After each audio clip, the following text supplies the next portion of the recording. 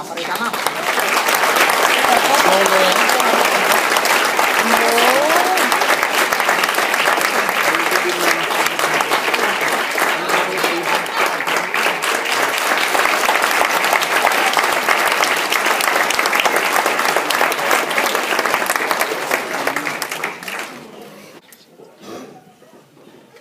Takk fyrir þetta. Nú á efnilegum söngum hér í Heiðaskóla. Nú ætla ég að biðja elstu börnin í Skýjaborg að fara til hennar Ólafar.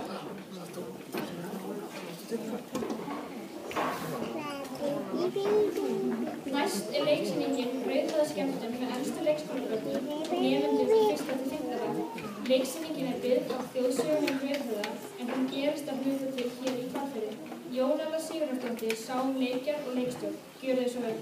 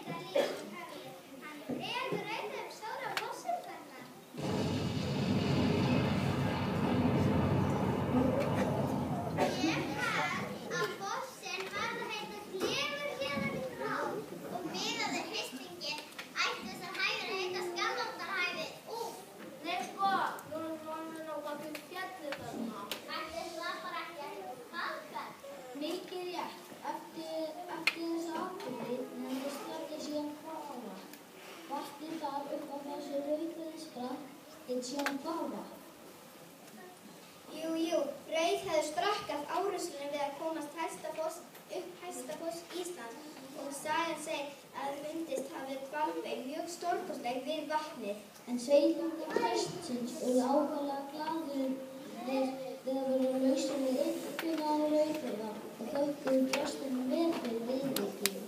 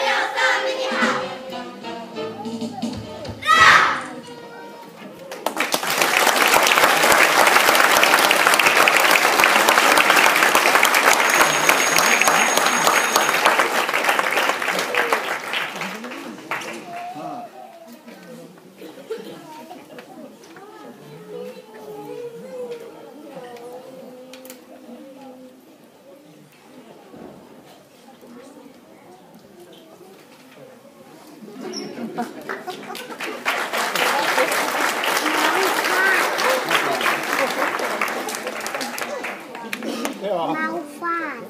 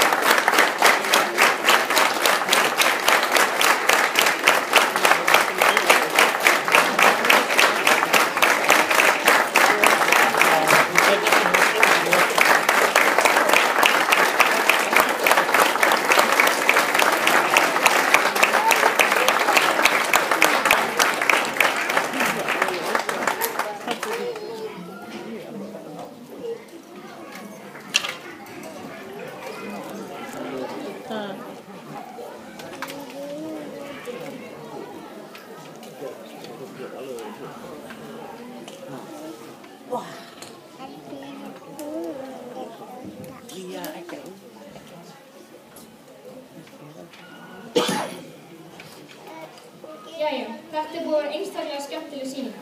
Áður en við förum í kaffi langar mig að biðja alla að klappa fyrir ljósumönnum.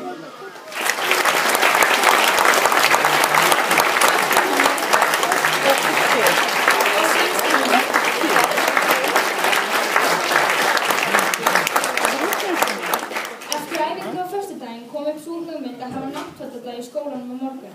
Allir sem vilja mega því mæta í náttfötum í skólanum á morgun. En nú fer að styttast í veitingarnar. Boðið verður upp á kaffi og heitt súkkulaði með vöfflum og rjóma. Sjoppan verður einnig opin í 10. bekkarstofu á efri hæðinni. Á meðan við rúllum borðum inn í salinn tilboðið fyrir gestir að kíkja á verkefni nemenda í listgreinarinni eða skoða iPad-kynningu í stofu 7. og 7. bekkjar hér á neðri hæð.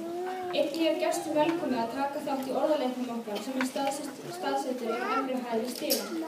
Fyrir hönd nemendafélagsins vil ég þakka ykkur öllum kærlega fyrir komuna í kvöld. Við erum mjög þakklátt fyrir því að allir áhugaðir fyrir sýningunni rennir í ferðasjóð nemendafélagsins. Enn og aftur, takk fyrir í kvöld, njótu veitingana og góða ferð heim.